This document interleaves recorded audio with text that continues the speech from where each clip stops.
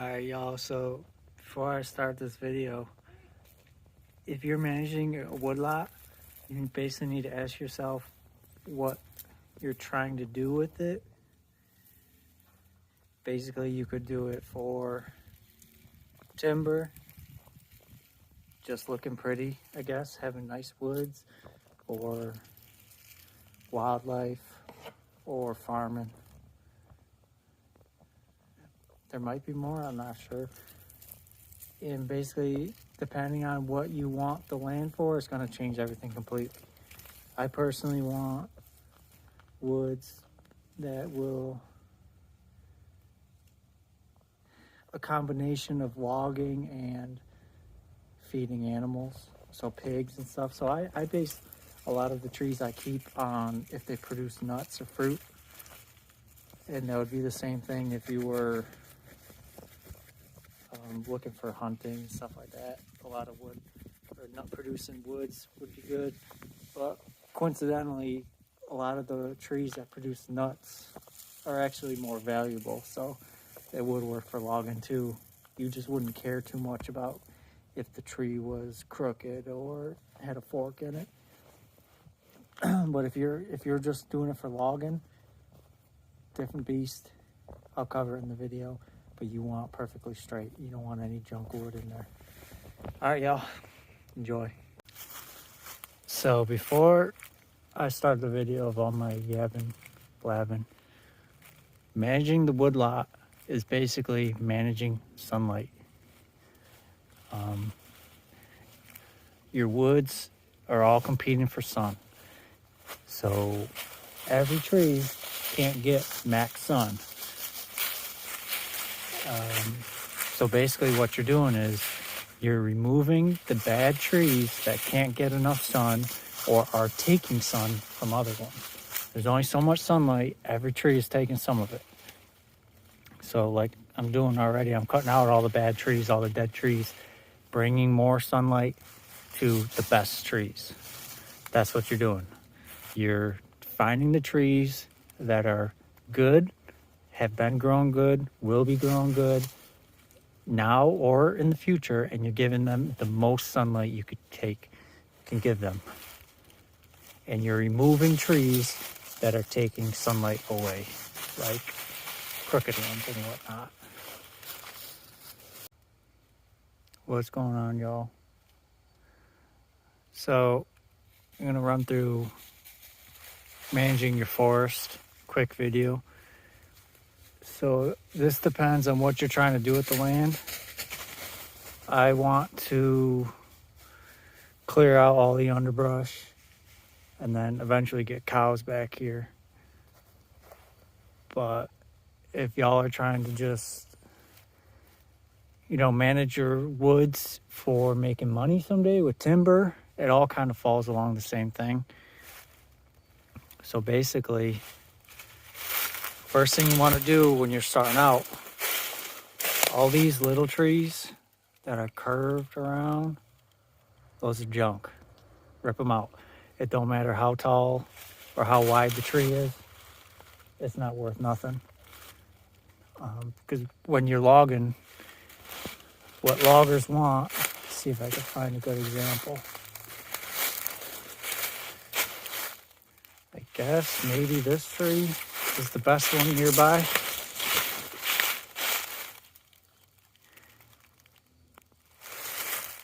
It's relatively straight and there's no branches coming off of it. Because the loggers need at least 8 foot of straight tree to get a log out of it, preferably 16 foot. So here it's nice and straight. Branches don't start till up there, which you could get 2 logs out of this one. That bend's a little iffy, but even if they cut it right here, you got a good 16 feet of log, no branches. Something like this one, how it's split at the bottom, branched off, that's junk, chop that out. That one with a little kicker at the bottom, it's so low it might be good, because after that it straightens out. nice and straight. So I'd probably leave that one. So you start by getting out all the crooked trees. That one's crooked. All the double forked trees. Trees like this that have the little U in it. Where'd it go? Right there. That's junk. Sideways trees, junk. That one's junk. Obviously, snap trees are junk. So you start by getting rid of all those, which if your forest hasn't been managed in quite a while, that's going to be most of your trees. Like walking through this, there's some. All these ones are good. That one's all right. There's a forkway at the top, that's fine. But something like this one, junk. So once you get rid of all the crooked trees, you want to get rid of the underbrush too, unless you're trying to grow replacements. But a lot of times when you got a lot of trees densed in, the new trees will start growing crooked because they're trying to find the light. So what I would do, chop out all the crooked trees and then go through, and if there's a sunny spot that's empty and there's a new tree and it's growing straight and there's no forks, like that's got a fork, chop that out. If it's straight, like this one,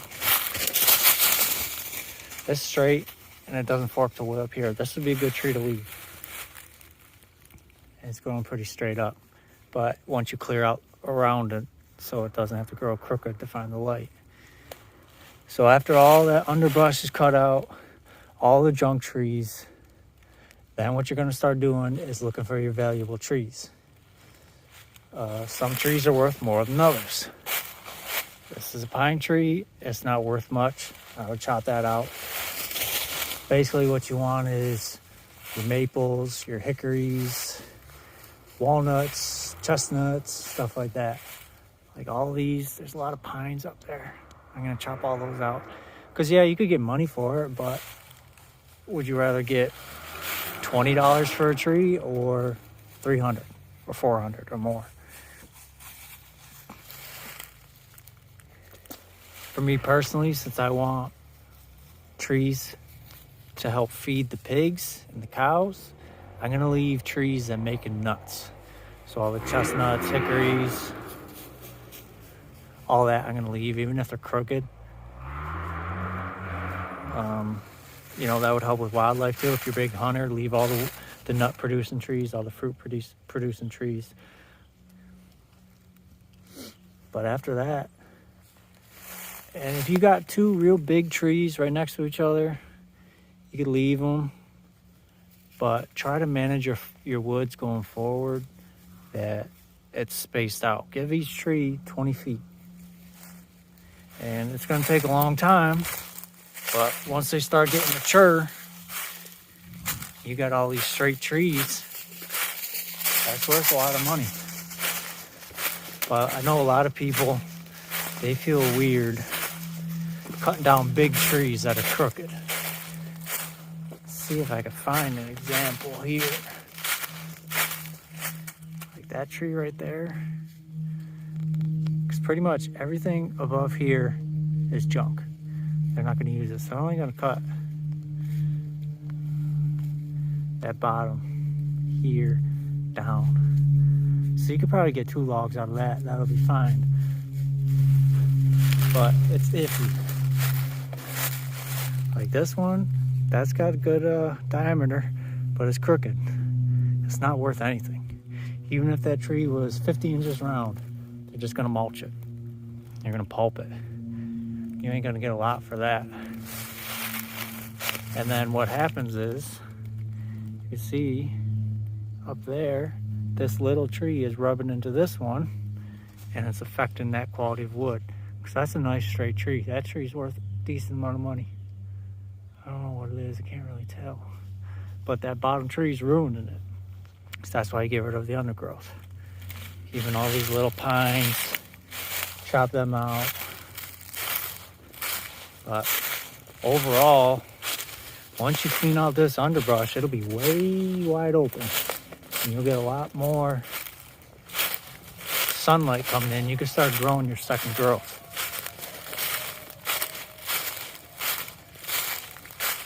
Like that tree, worthless, even though it's pretty big.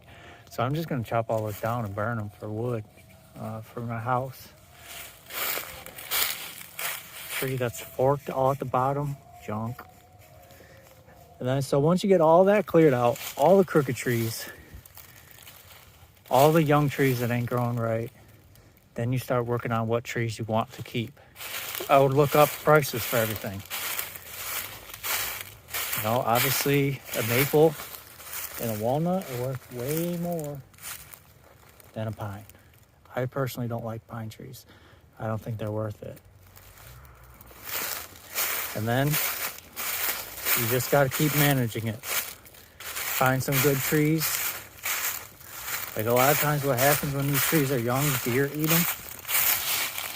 So deer ate the shoot of this and then it branched off. This tree's junk. Even if you let it grow, it's not going to amount to nothing. Cut your losses, cut it out. Jeez.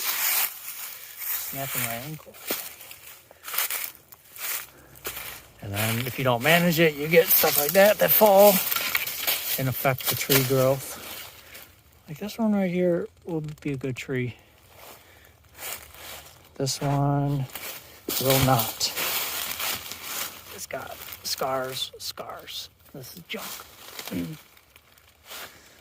So managing a woodlot is a full-time job to start. And once you get it going, it'll be good for a long time. So that's just my quick little basis.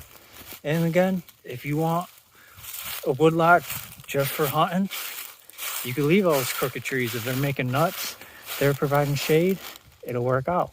It really depends on what you're doing. So here's a good example of all the underbrush cut out. All the dead wood cut out. I haven't gotten to taking out all the crooked trees.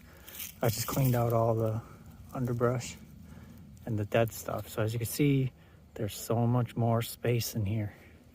Because like I said, we're managing sunlight. So now we're gonna get more sunlight coming in. And once I get all these crooked trees cut out, there'll be even more sunlight. And then I can start following up. And when seedlings start, I could either chop them down or I could manage them to grow nice and straight because they'll have sunlight straight up. If there's sunlight over here and it's here, it's going to grow crooked. But if there's sunlight straight up, it'll grow straight. And then you got to keep pests away, keep deer from topping it off. But it's a good start. And this is an investment. You know, if you're working on saplings, you're not going to harvest it till 30 years later.